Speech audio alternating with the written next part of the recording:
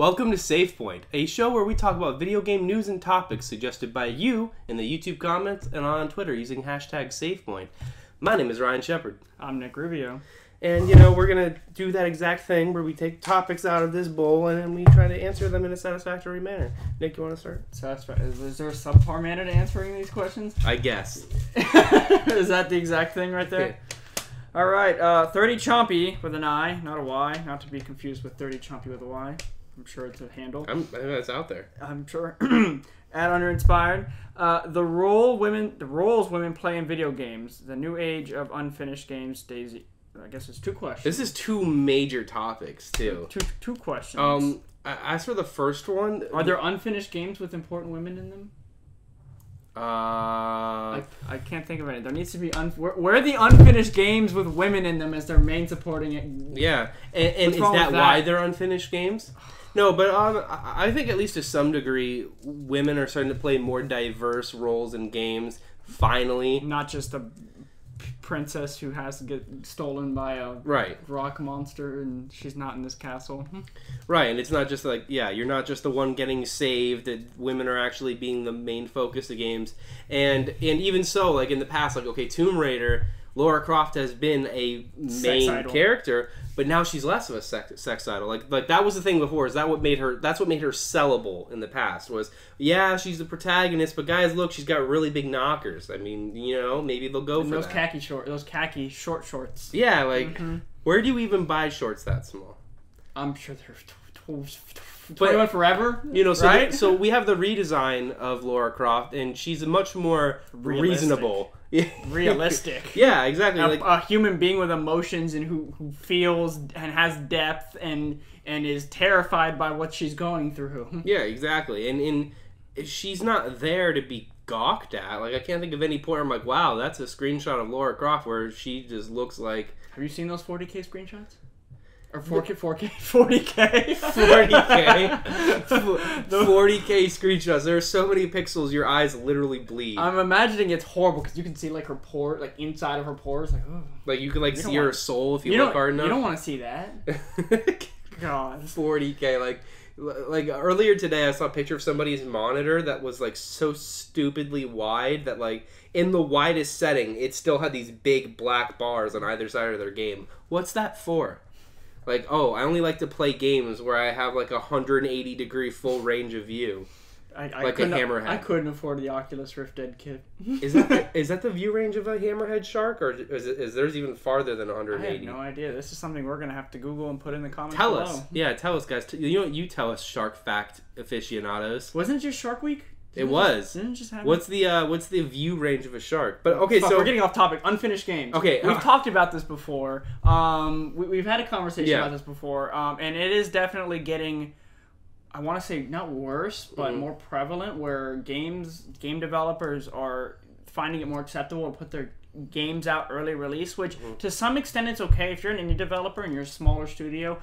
I can kind of see that being a thing.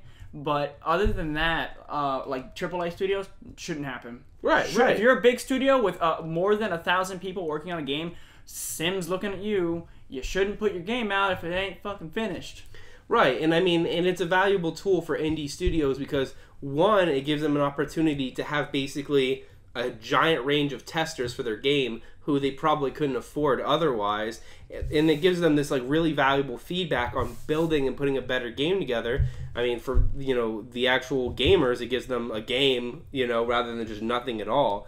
But if you're a major studio that has money behind you, that's not really necessary. It's not fair. It isn't. It isn't. And then on the flip side, it is really shitty when indie developers go out and get a whole bunch of money, from Kickstarters or what have you, and then just put out a terrible game, or they say they're going to put out a great game and it's just and they just don't finish. Yeah, and sometimes it's like they're on a really good start, but something falls through and they just give up. I mean, but recently something that's brought my hopes back up was Divinity. Divinity was a Kickstarter game, and it's fantastic. Divinity is an awesome game. I mean, it's getting 9s and 10s all over the place in reviews. So I mean, even DayZ is a great game, and Rust is a really good game, and there are Rust is a great example because you know what, they rebuilt the entire engine. Like they're like, look, this isn't working. Let's start from scratch. So I mean, there is its ups and downs, and your best bet is to just look into what before you put money into it. Yeah, That's exactly. the moral of the story at the end of the day. And it looks shady. And it might go down some bad paths with these AAA studios and everything, but I mean, I don't know. All we can do is ride it out, you know. Mm-hmm. But yeah, I hope that answers your question. I mean, thank you for submitting a topic to us. I think you're a first time topic submitter, and we love you. 30 Chompy. All right, I'm gonna pick one of these beautiful topics here. We have Pack and Punchin'.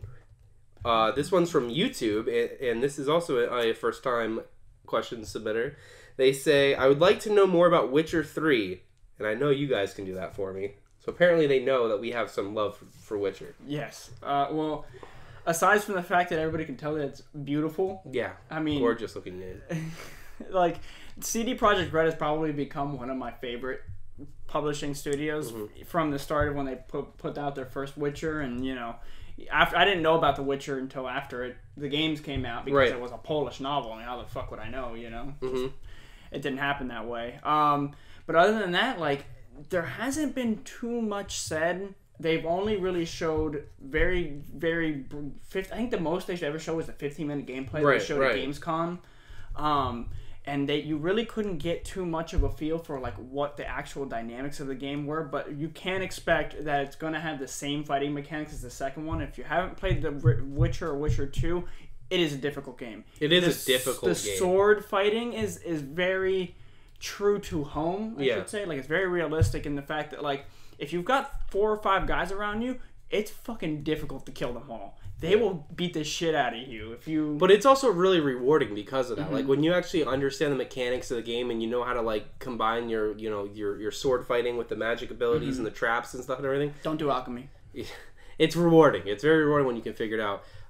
They are introducing a fully open world with Witcher 3, they've said, which is really cool because, I mean, in The Witcher 2, they have sort of a simulated open world where it's like you're in an open area, but the whole world isn't necessarily one. The story was very linear. And the only really major choices you can make in the game was whether you'd go with one character or another. And depending on which character you chose to go with, the story was pretty different.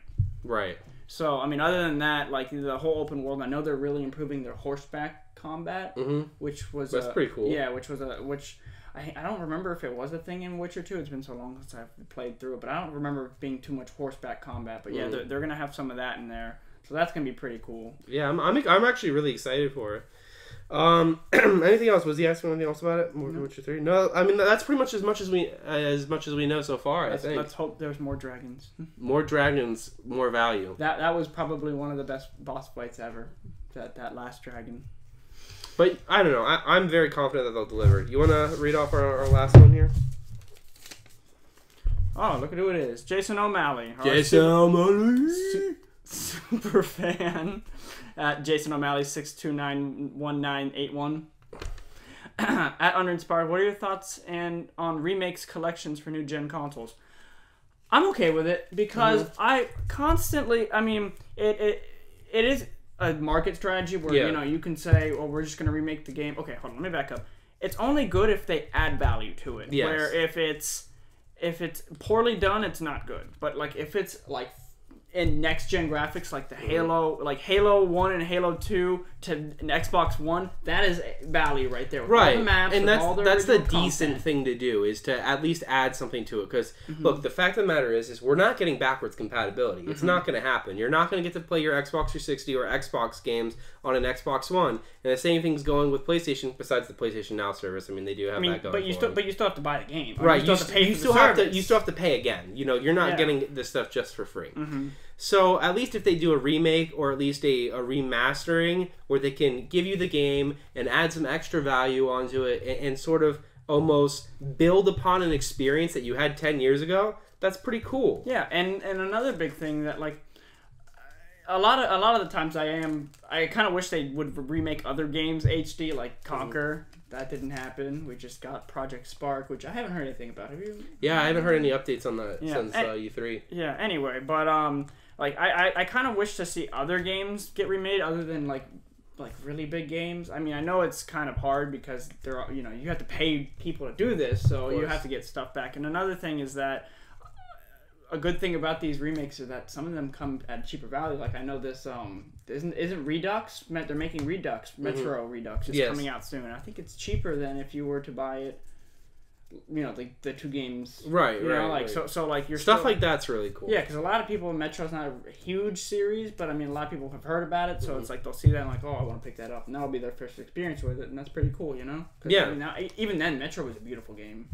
Yeah. I played on PC. So basically, on the whole, like it's not bad as long as the value's there. Like they got to put some time into it. Repackaging an old game just for the sake of repackaging an old game to make the money off of the fans, yeah, that is pretty shitty. But if you can pay tribute to those fans and the DLC bundles too, because I know like The Last of Us came with yeah, that was pretty cool. Is when they did The Last of Us remaster, it came with the DLC at a discounted price. It was like $49.99, I believe. Yeah, so I mean that's pretty cool. But I hope that answers your question. Let us know what you guys think about re-released old games, and remastered what is your old favorite games. remastered? Yeah. You know? Do you have a game that you want to see remastered that has been? A couple more things is we got challenged by Video Game Bang to do the Ice Bucket Challenge for ALS research, which we will post a link to right here. And don't forget to leave us a comment if you haven't subscribed to our channel. And anything else? Keep up with the streaming. Yeah. Make sure, because Nick's been streaming constantly on Twitch some raids and stuff from WildStar. Yes, and other various games, MOBAs and such. Yeah. Good times. All right, well, we'll see you next time. Thank you for joining us. We love you. Goodbye.